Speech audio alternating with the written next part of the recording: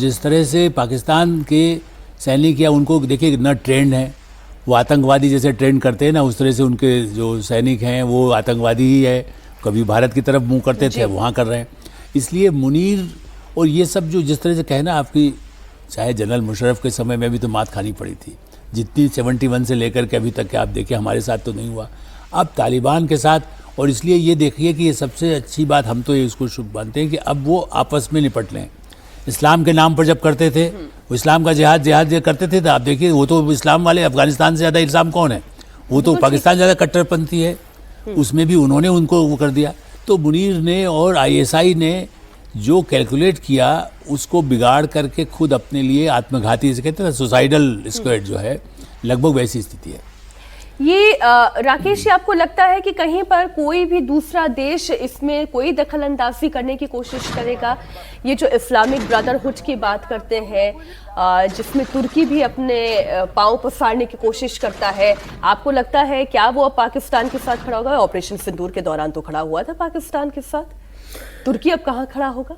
नहीं, देखिए, पाकिस्तान सिर्फ टूल हो गया है अब, चाहे वो चाइना हो, अमेरिका हो, यहाँ तक कि तुर्की जैसा देश भी उसको टूल के रूप में इस्तेमाल करता है। वो भी चाहता है कि इस्लामिक नाटो बने।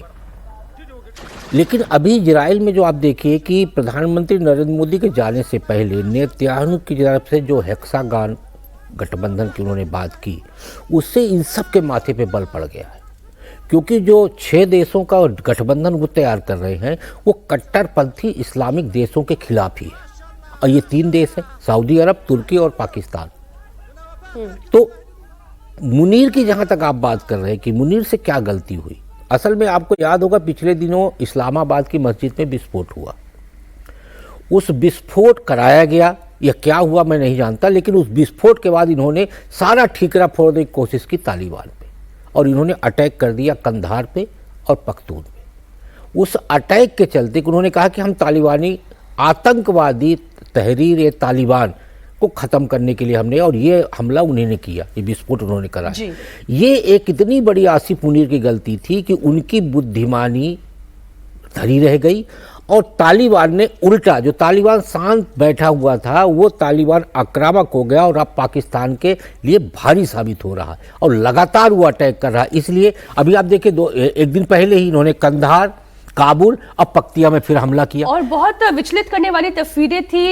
इतने छोटे छोटे बच्चे जो हैं वो माँ बाप का साया उनके सिर से चला गया, महिलाएं और इलाकों पर अटैक था वो। महिलाएं और बच्चे ये दोनों पाकिस्तानी, क्योंकि पाकिस्तान तो देखिए साफ कहा जा सकता है कि जिस तरीके से आतंकवाद को पोषित कर रहा, जिस तरीके से आत्मघाती हमले करा रहा दुनिया भर में, उसके मन में किसी भी तरह की बच्चे और महिलाओं को लेकर कोई दया